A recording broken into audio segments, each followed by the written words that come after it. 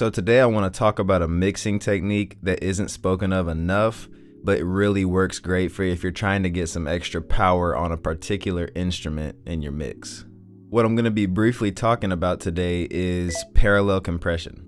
What this essentially does is it mixes a super compressed version of your sound back with the clean sound, and it'll give it a little extra power and upfront energy in the mix. Now I'm going to be using a preset here because we got to keep it simple, but if you want to tweak, try a threshold around -20, maybe a ratio like 6:1, and a fast attack. But for setting this up, you don't need a particular DAW, but in this tutorial, I'm going to be using Pro Tools. Since this is usually used on drums or background vocals, I'm going to go ahead and center this tutorial around drums. So firstly, you want to make a new auxiliary track, and this will be your drum bus.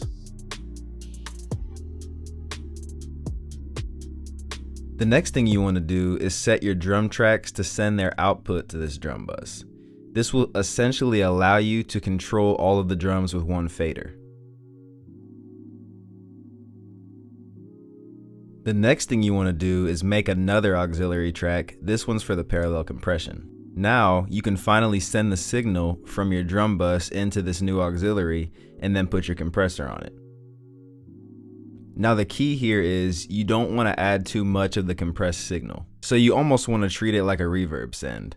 Don't automatically boost it as far as it can go. Just start bringing it up in the mix against the other instruments and see if you like the sound. While this is commonly used for drums to give a boost, you can honestly use this on lead vocals as well, and it makes a wonderful sound.